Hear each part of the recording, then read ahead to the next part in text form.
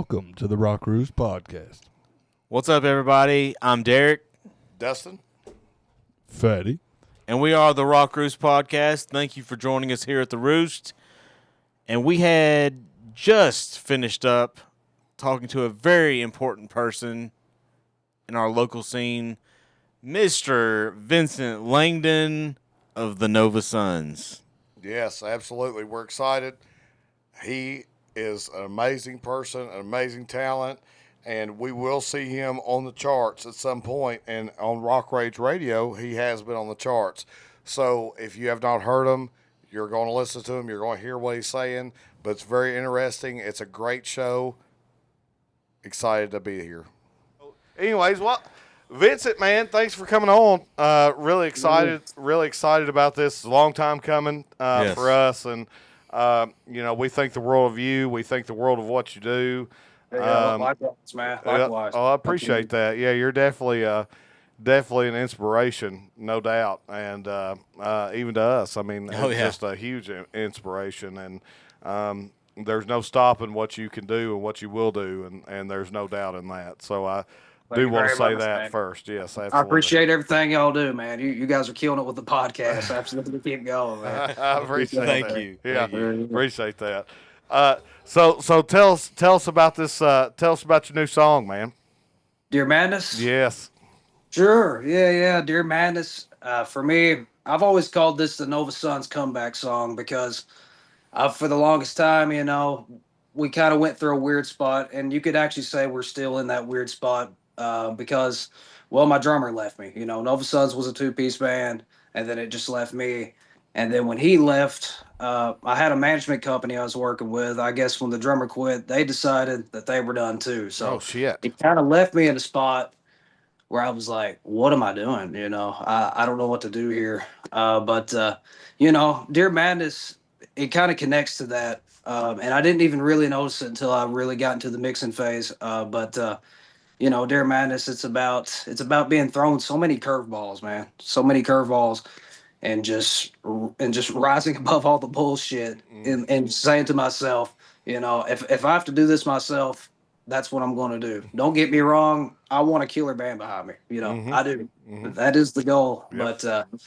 But Dear Madness, man, it's about that. And, it was the first song I put out that was fully tracked, fully mixed, fully mastered, edited. All the studio stuff was done by me. So oh, wow, really? So I feel like that's a pretty big achievement, for the band, And I've always dabbled in home recording, and there's always been a sound in my head that I wanted. You know what I mean? Mm-hmm. So I went for years trying to figure that out, But with that being said, Dear Madness, it's it's kind of the same classic Nova Sun sound that you might hear in the our first single, Psychopath, but it's got other things too. I kind of threw the whole kitchen sink at it. This one, it's got harmonies, it's got it's got a solo. I scream a little bit, but it's it's really stepping into a new category, and man, to be honest, this is kind of the direction that I would love to go with with new material once I do get a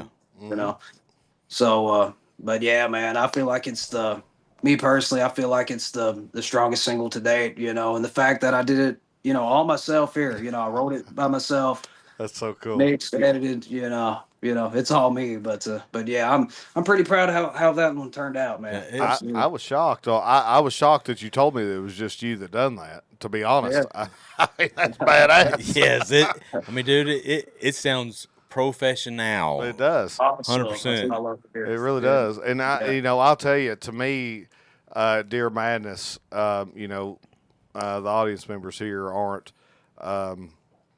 not privy, I guess, to how we feel about men's mental health and things like that. I mean, it's a huge deal for us, huge deal.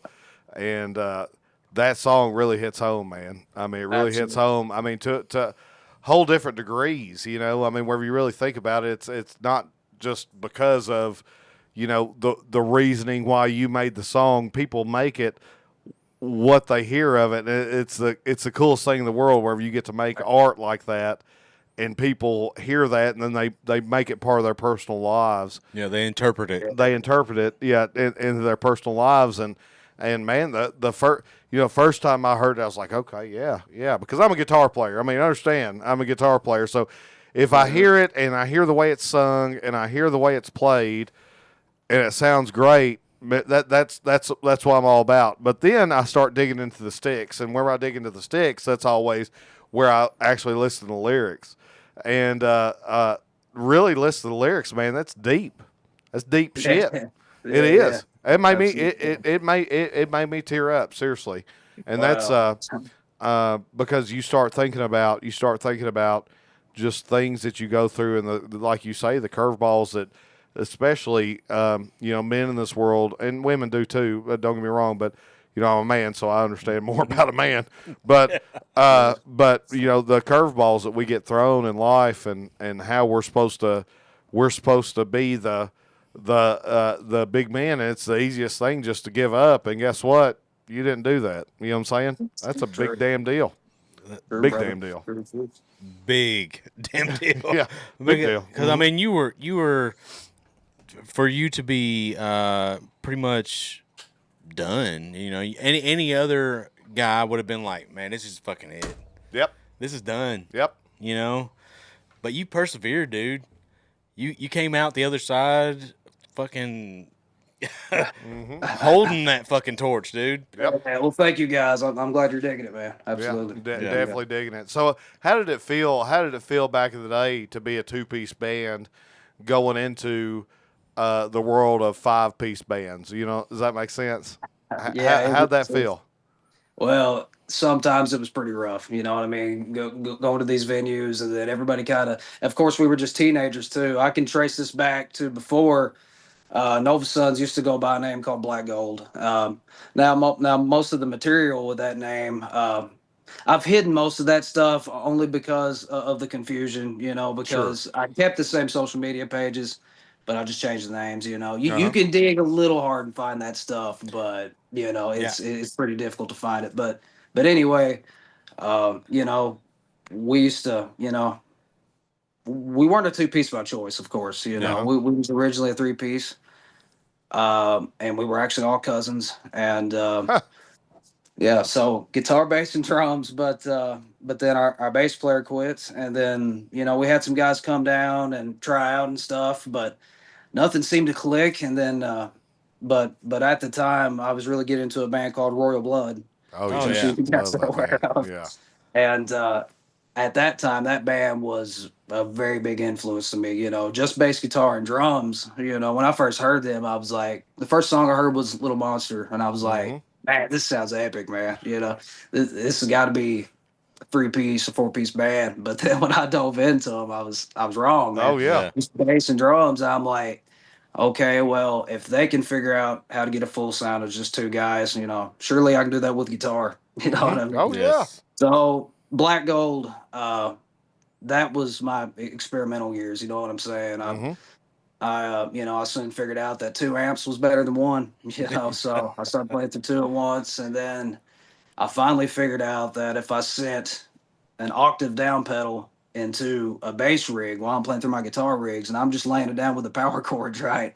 That's a pretty thick sound. It's a pretty thick looking sound. Yeah. Now these days, I am potentially looking into at least going 3-piece, when I get the band going, because I don't really want to rely on tracks, really. Yeah. I just want to play rock and roll. I want to play solos, That's where I'm at now, but the initial inspiration was just how big can I make a 2-piece sound, and that's what I did forever. But circling back to your question, it was rough kind of getting started, because we'd play shows, and then maybe bands wouldn't take it seriously, and then it was really bad when we play a Battle of the Bands, and all these other bands have 4 or 5 members. Oh yeah.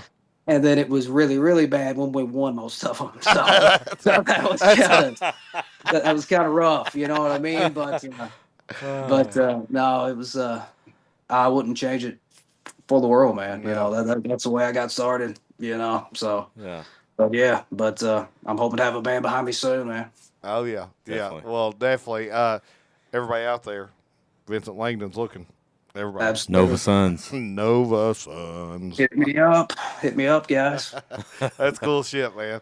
That's cool because you look at like bands like White Stripes. You know, Yeah. White Stripes become one of the biggest bands in the world, Mm-hmm. and it was a two-piece. You know, one of the biggest bands in the world, and I just think that that's the coolest thing in the world, and for you to persevere through that and literally become a one-piece band and fucking kill it. Yeah. I mean, bigger.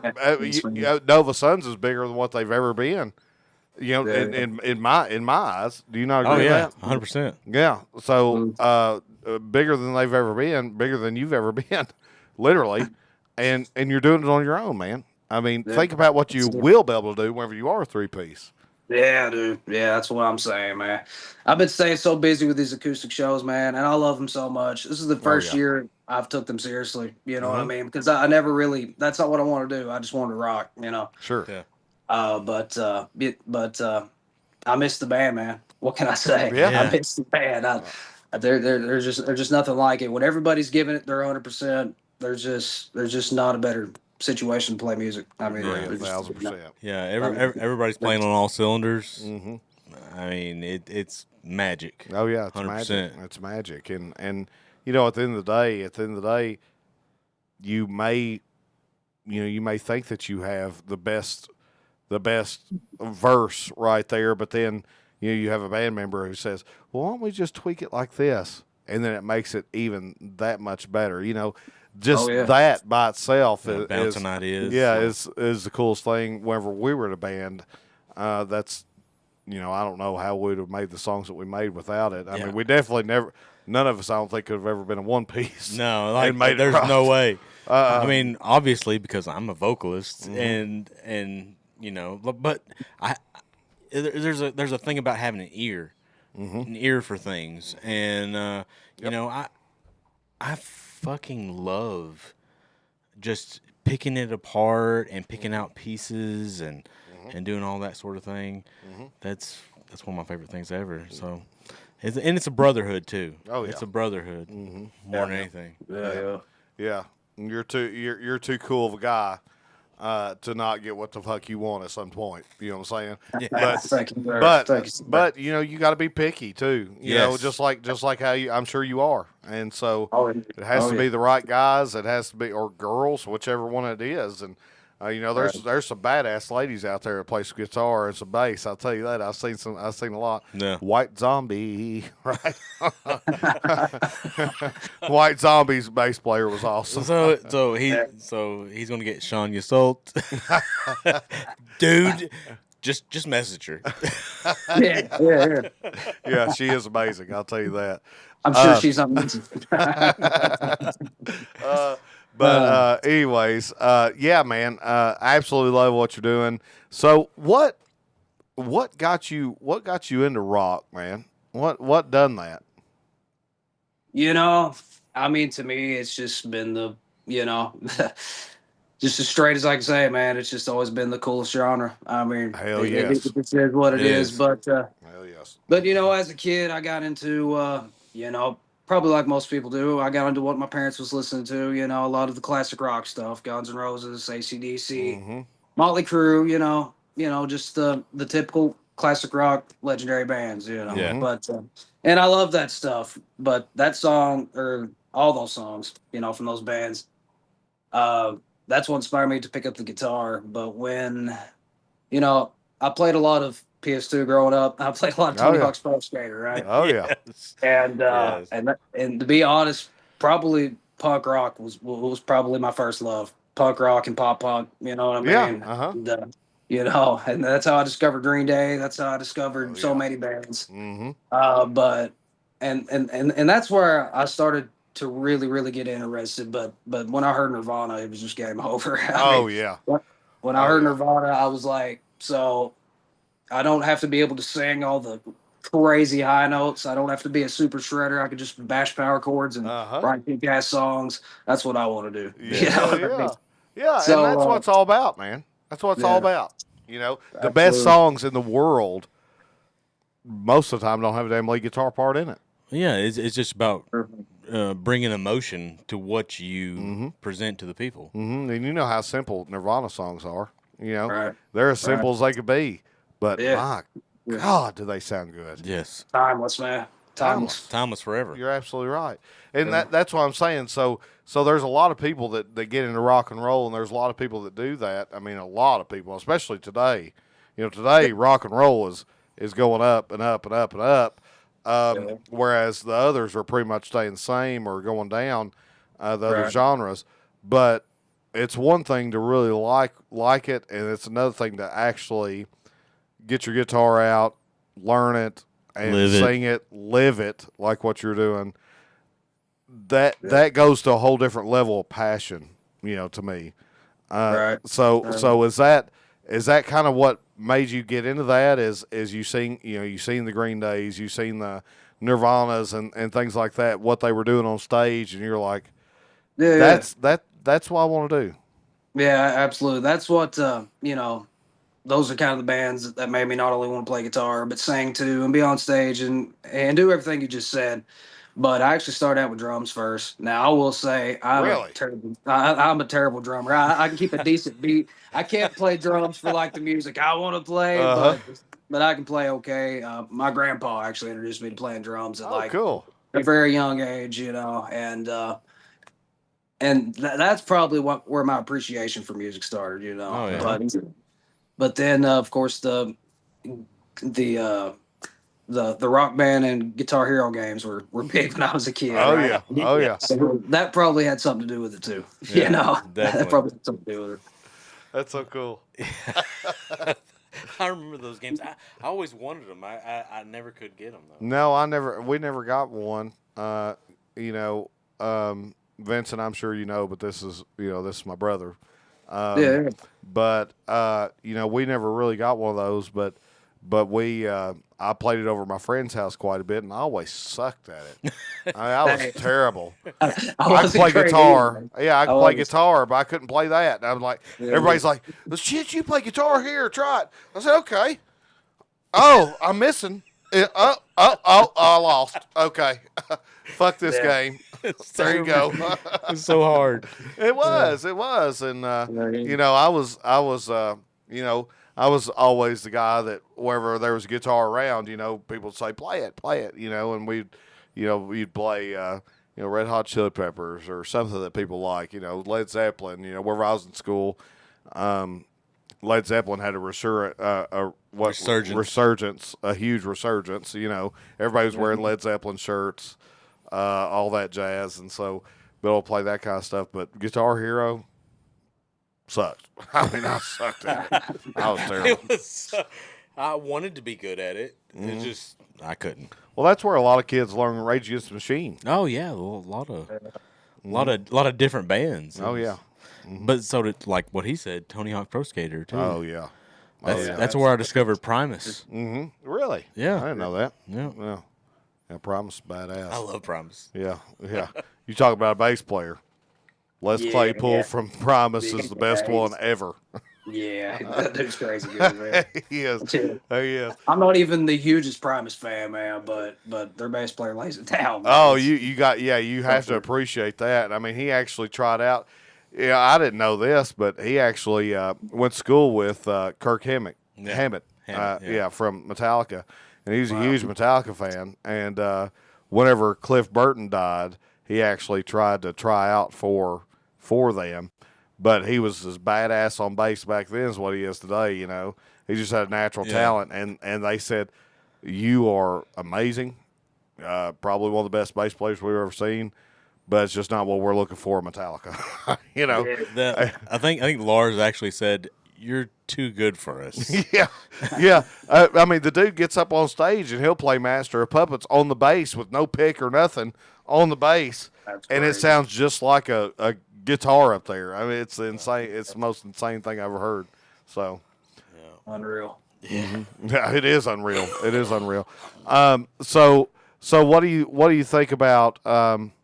What do you think about being on what's it called? The radio. Rock Rage Radio. Rock Rage Radio. What do you think about that? Rock Rage Radio. Yeah. Oh, it's cool, man.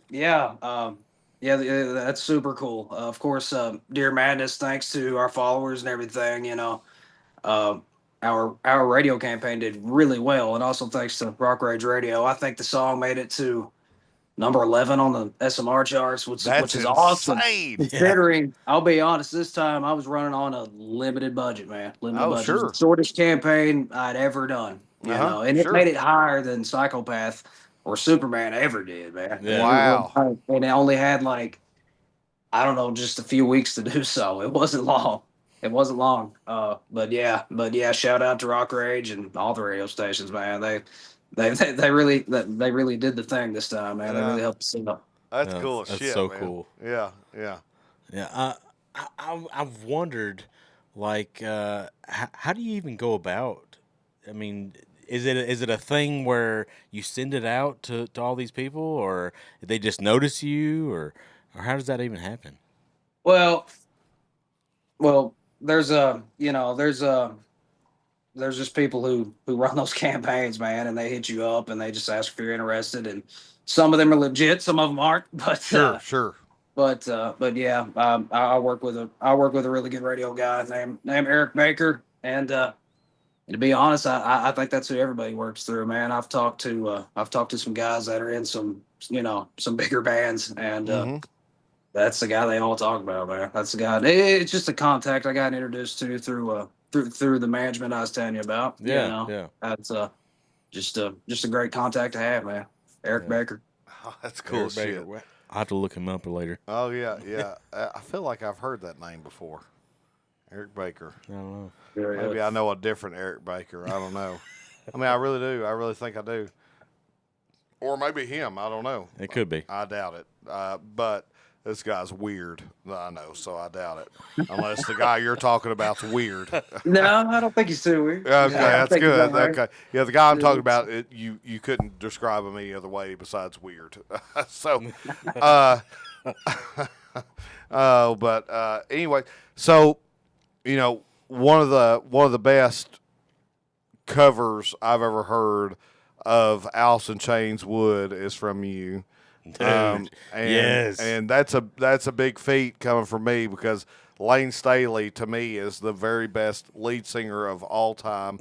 No matter what, nobody can ever tell me any different. That he's the best ever to me. Oh, yeah. And Absolutely. so what got you into AIC, man? Was it just the I mean- Nirvana stage? I mean, probably. I heard "Smells Like Teen Spirit" first, and then I naturally just discovered Alice in Chains, and that's where my love for the riff came from. Ever since then, I was trying to write, the biggest riffs I can write. You know what I mean? Yeah. And that's where my love for low tune guitars started coming and stuff like that. But yeah, Lane Staley, man, he was one of a kind. I still think Alice in Chains are still kicking ass today, but there's just something about him, man. It'll never be the same. No. I think you'll agree with that. But, No, yeah. I love them too, man. Yeah. I've seen him twice with William Duvall. I never got to see him with Lane, but I mean the William's okay for what he is. Like I don't have any ill will towards William. I mean, or they whatever. always kept it to Yeah. be like a tribute to Yeah. Lane Staley, which is good. But he knows.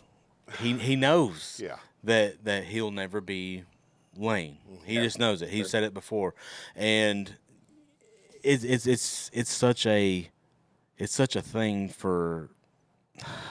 I'm not even right with the words here. It's such a thing for them to go out and do what they do and still try to honor Lane in the way that they do. Oh yeah. And I just love it so much. But I wish that I could have seen Lane. Oh yeah. Well, I mean, you look at Jerry Cantrell. Jerry Cantrell. To your point, Vincent, is the riffs that he makes, and he's always made. He was so ahead of his time. Definitely, 100%. So ahead of his time. And he wasn't a singer. He didn't like singing, Lane Staley said, "You wrote it. Sing the damn thing." He pushed him into it. Yeah, sing it. If you wrote it, sing it. And of course, Lane sang most of Rooster, which was about Lane or about Jerry's dad. Jerry Cantrell's dad, and things like that. But you still have Jerry back there in the background singing, and so Lane's the one that really pushed him into that, which was amazing to me. And you know, I don't know. Somebody like that, somebody like Lane, and somebody like Jerry Cantrell getting together and creating this band. Whenever Lane Staley was an '80s hair band before that, you know. Well, so was Jerry. Yeah, so was Jerry. Yeah, and they created what they created. There's nobody that could tell me that they wasn't supposed to get together. You know, that was for a damn reason. That was fate. Yeah. Mm-hmm. 100%. And speaking of you, with you've been doing these songs where you're doing the background vocals and whatnot. Dude, I fucking love that. Oh my god. So you're doing all that. You're doing all that yourself. Yeah, that was all done here. Drums. I didn't play those. Those are completely programmed. But yeah, drums programmed. I had a buddy of mine that I actually had the bass programmed too on this one, but then I just sent it to a few of my friends, and then one of them happened to play bass, and he was like, "Hey, would you care if I threw some bass on it?" I'm like, go for it, And he added a lot of really cool slides and stuff bass slides that I didn't have in the song, So he added a lot to that, and that is so cool. But like I said, I threw the whole kitchen sink at that one. Probably Alice in Chains were a little bit of the influence when it comes to the harmonies, because to me, like, probably, and I love Lane. I'm not taking anything from Lane, but Jerry's harmonies. Oh my god, that is the Alice in Chains sound, man. That's 100,000%. Alice in Chains sound. Yeah, it's them together. As long as Jerry's there, it's them together. But that eerie harmony, man, harmony that Jerry did, nobody ever did that. Nope. Nope. And like I said, as long as Jerry's there, it's Alice in Chains. Yeah. I mean, we all miss Lane more than anything, but Jerry can continue on. Oh yeah. Jerry can continue on because, I mean, he still has that sound, and to your point, the eerie sound, and so many people's tried to mimic that, and hardly ever. I mean, there's been a few bands, and I'll have to say, man, and I wouldn't say it unless I'm in it, because by God, I'll just change the subject. I'm telling you, you've got that shit, and you're doing it on your own. That's what's so crazy to me. You have that quintessential grunge. Damn, that was a big word. Quintessential? That's a big word. Okay. How you spell it? How you spell it? I'm not going to spell it right now, Dustin. Thank you. Quintessential type grunge voice. Oh my God! It's perfect, dude. Thanks so much, man. Yeah. I mean, I don't know if that's how I sing, or I don't know if that's just who I listen to. I don't know. Was it from listening to Stone Temple Pilots a lot? Was it Alice in Chains? Was it Nirvana?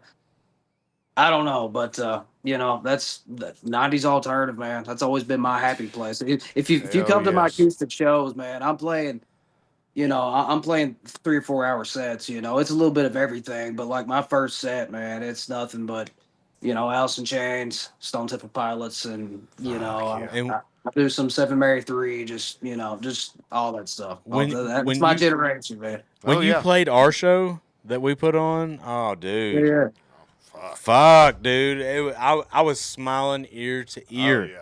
Oh yeah. The whole time. The whole time. Yeah, it was perfect. It was perfect. And so I guess that's a big question for me is, you got 3 or 4 hours that you're playing a show. How do you keep your voice rolling? Because you got that raspiness, you know what I'm saying, which I love. How do you keep it going? To be honest, man, the more I sing, the easier it is, man. It's for the longest time when the band was going, like, you couldn't have got me to play 3 hours. I mean, you just couldn't have, because I just thought I'll just never last. But as I've really dove into these acoustic sets, and I'm not singing it like it's an acoustic show. I'm not over here singing soft and shit. You did with us. I'm going for it, but that's just thought, to me, it just seems like, for me anyway, because I'm not your technical guy. I'm not a trained singer. I'm just going for it. I'm just going for it. Yep. But it seems like to me, just the more I sing, the easier it is, man. If I play a 3 hour show on a Friday and I have a show the next day, you would think the next day it would just be impossible, but no, it's always Saturday. I'm always like really into that show. That's always the easier show, and I guess because I'm warmed up. Yeah. That's cool. But I mean, for me, it's just the harder I go at it, just the easier it is. Yeah. That's what it is for me. That is so crazy. That is so crazy. Well, what can we look what can we look forward to? What's your plans for Nova Sons? You got any future Yeah, yeah. plans here? See, I wish I knew for sure what to tell you here, but That's I okay. will say to expect something because I've got some potential jam sessions coming up with some guys. We'll see what happens. But I'm not sure what to expect, but I'm trying everything I can do to get the band rolling again. But if nothing else, I've had a great year doing these acoustic shows, and it's put me in front of an audience that probably never would have heard me, because some of these venues, they don't want a loud live band. They want the acoustic thing, Yeah. which I've really grown to appreciate, and that's put me in front of a new audience. It's been great. I can't say enough nice things there, but so yeah, don't only expect to see just a bunch of acoustic dates. I'm already working on next year, but also look forward to some band dates too, because yeah, I want to put together some original music with some guys, sure, but dude, I want a band together that can play the Nova Sun stuff that is out, and I want a band that can, cover some of my favorite music, man. Hell I, yeah. I'm just excited to just get on stage again and just rock, man. Hell Yes. yeah. That's awesome. That is awesome. I'm excited. I'm super excited. Yeah. Like, dude, you've got the thing that most people want. I'm telling you, 100%. and keep it going. I mean, it's like, it's like our buddy. I don't know if I'm sure you watch some of our podcasts, but we got some buddies in Fight from Within. Yeah. They're upcoming band, but the lead singer there, his name is Mikey, and his whole band left him. And they're this heavy metalcore band. That's coming out of New York City and. Rochester. Not New York City, New York, Rochester, right? Rochester. Rochester. Okay. And the whole scene of Rochester, apparently Mikey said something that he shouldn't have said, which I could never believe that, could you? No, never. Yeah. So he apparently said something he shouldn't have said, and he pretty much got canceled out of that whole local scene, you know what I'm saying? And so it was just him. That was it. So he went from having 6 members, I think, To just him. to Playing Sonic Temple, Louder Than Life, Yep. Incarceration. Yeah. I mean, full on tours. He grew his band and got the people that really wanted to be in that band and had those conversations and went through a lot of people until he found the people that he actually really wanted to be with on playing. Now that doesn't mean they agree all the time. Okay. No. Right. That doesn't mean that they don't have arguments. I mean, you're brothers at that point, and so it's going to happen. But he's grown that band, and the band has grown the band to what they are today, and that is playing Louder Than Life, playing those festivals, Sonic Temple, and things like that. And I could see nothing less of what you do because you push, and that's what you have to do. Persevere, man. And that's that's a beautiful thing to watch. It's a beautiful thing to watch from us is people persevering and doing what they love to do. Me and Derek we played in a band for years, me, Derek, and Fatty. Yeah. And then we moved on to having a family. I mean, I've got 5 kids. Derek has 2. We've got families that we've had since we were young. We had to Very make young. careers Yeah.